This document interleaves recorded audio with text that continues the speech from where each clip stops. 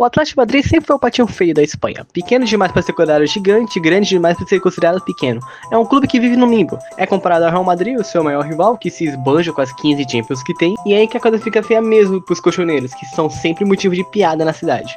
Mas teve 2 temporadas em que eles mereceram ter uma Onereuda pra chamar de sua. 2014, Atlético Madrid não tinha um elenco mais caro, não tinha os melhores talentos, mas tinha soldados que faziam de tudo pelo seu tenente Simeone, que acima de tudo cobrava que os jogadores deixassem tudo de si dentro de campo. E olhando as principais peças do elenco, conseguimos perceber isso. Davi Villa, Koke, Arda Turan, Godin e a peça principal do time, Diego Costa, que era o matador e o artilheiro desse time de guerreiros. No mata-mata dessa Champions, o Atlético goleou o Milan por 5-1 no agregado. Nas quartas, o confronto equilibradíssimo passou do Barcelona com 1-1 na ida e a volta vencendo de 1-0 em Madrid, que garantiu a classificação para as semis, e na semifinal pegaria o Chelsea, onde em Madrid terminou 0-0, porém na volta, para surpresa de muitos, o Atlético foi lá na casa do Chelsea e meteu 3-1 de virada, com gols de Adrian Lopes, Diego Costa de pênalti e Arda Turan para fechar o caixão. Então a final estava decidida, o Atlético Madrid, o patinho feio da cidade, querendo se colocar no topo da Europa pela primeira vez na história, mas do outro lado estava o Real Madrid, o seu maior rival, que estava há 12 anos sem ganhar a Champions, e estava em busca da tão famosa La Décima. Um confronto histórico estava prestes a acontecer. E antes do jogo, o artilheiro do time, Diego Costa, se lesiona e não pode jogar a final, mas ele vai em busca de tratamentos especiais. Porém, mesmo assim, ele não consegue jogar por muito tempo. Ele até entra em campo, joga um pouco, mas sai no início do primeiro tempo. Porém, ainda no primeiro tempo, aos 36 minutos, Diego Godin sobe de cabeça e faz o 1-0. E daí em diante, você já imagina como o time do Simeone jogou, né? Estacionou um ônibus na frente do gol e ficou lá atrás. Linha baixíssima, bloqueando cada bola com a vida, entregando cada gota de sangue naquela partida. E tudo parecia que ia dar certo, já estavam colocando o nome do Atlético na taça, até que aos 93 minutos aconteceu o impossível. Escanteio para o Real Madrid e Sérgio Ramos sobe de cabeça mais alto que qualquer um para fazer o gol de empate no último lance do jogo. Um momento que ficou marcado na história do futebol e na pele do Sérgio Ramos, porque o jogador tatuou o tempo exato que o gol aconteceu no pescoço. Daí pra frente o Atlético desmoronou. Bale fez 2-1, Marcelo ampliou e Cristiano Ronaldo fechou o caixão marcando de pênalti. O Atlético levou 4-1 no jogo que estava praticamente ganho. O Atlético não perdeu só um jogo, ele perdeu a maior chance da sua história, tão sonhada Onereuda, que é um sonho que eles tentam até hoje. Vão ter a oportunidade de conquistar a Champions nessa temporada, estão na semifinal. Eu gravo isso, ainda não sei o que aconteceu no jogo contra o Arsenal, mas eu acho que não vou ganhar. Vamos ver até o final da temporada. Falando em Arsenal, a gente não pode deixar de falar do colosso inglês. 13 Premier Leagues, 14 Copas da Inglaterra, times históricos, times até invencíveis. Uma das maiores torcidas de Londres. Porém, mesmo com tudo isso, mesmo sendo gigante e inquestionável, com milhões e milhões de torcedores apaixonados pelo mundo, o Arsenal nunca conseguiu se coroar rei da Europa. Porém, em 2006 foi quando chegou mais perto disso. Nas oitavas, eliminaram o rei das Champions, o Real Madrid, com direito de vitória de 1-0 com gol de Henry lá no Bernabéu. Nas quartas, fez o trabalho de casa, vencendo a Juve por 2-0 e segurando 0-0 no jogo da volta.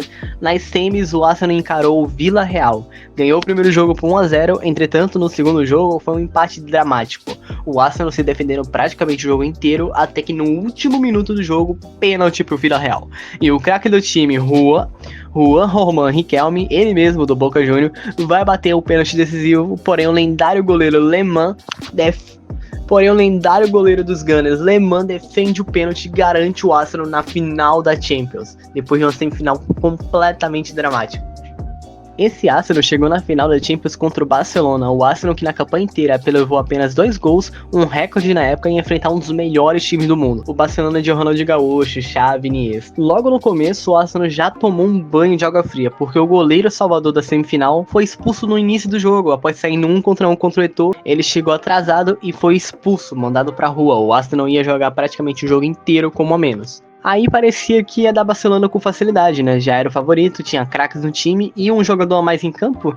Mas aos 37 minutos, uma falta que o Arsenal joga na área, Campbell sobe de cabeça e faz o surpreendente 1-0 na final. A partir dali, a melhor defesa da competição começou a agir.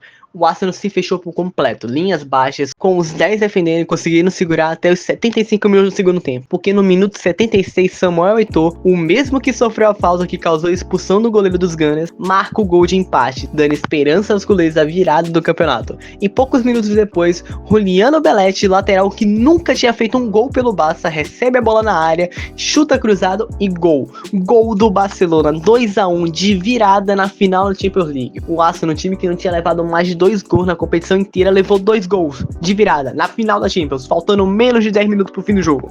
Loucura. Foi um golpe fatal. O Arsenal lutou como pôde, mas no fim não foi o suficiente e morreu na praia sem o tão sonhado título europeu que até hoje nunca chegou. Mas agora a gente tem que falar do caso mais triste de hoje, o Valência dos anos 2000, que fez a façanha de chegar em 2 finais de Champions consecutivas e perdeu as duas. E em 2000 foi a primeira grande campanha do Valência na Champions, um grupo com Bayern de Munique liderando. O Valência passou em segundo e se classificou para a segunda fase de grupos. Sim, na época existia uma segunda fase de grupos antes do mata-mata. E na segunda fase de grupos que teve a sua maior surpresa, porque eles conseguiram passar em primeiro lugar na frente do Manchester United e se classificando para as quartas de finais, onde venceu o Lazio por 5-3 no agregado, e nas semifinais meteu uma sacolada no Barcelona também de 5-3 no agregado e passou para pegar o Real Madrid. Mais uma vez os reis da Champions aparecendo aqui para ser a pedra do sapato nesse vídeo. E dito e feito, afinal o pobre Valência, que já tinha enfrentado e passado por gigantes europeus, caiu para o maior de todos eles, numa derrota vexatória de 3-0, um baque tremendo para os torcedores que estavam sonhando com o topo da Europa. Mas em 2001 o destino deu uma segunda chance ao simpático clube da Península Ibérica fazer história novamente. Dessa vez, com o elenco mais cascudo, o Valência chegou acreditando no sonho. Passou da primeira fase de grupos na frente do United, na segunda fase de grupos com o Arsenal de seu maior rival, o Valência novamente conseguiu se classificar em primeiro. Mas o problema é que eles se enfrentariam de novo o Arsenal nas quartas de finais do mata-mata. E dessa vez o Arsenal com sangue nos olhos para passar por cima do Valência. O primeiro jogo em Londres o Arsenal jogou melhor, foi muito melhor mesmo. O time abriu 2-0 no placar, mas teve um pequeno detalhezinho. O Valência fez um golzinho, o golzinho do 2-1, o golzinho da esperança do clube espanhol, que no jogo de volta, em casa, no jogo tenso, truncado, bate-bate, cartão amarelo pra todo lado, quase expulsão, do John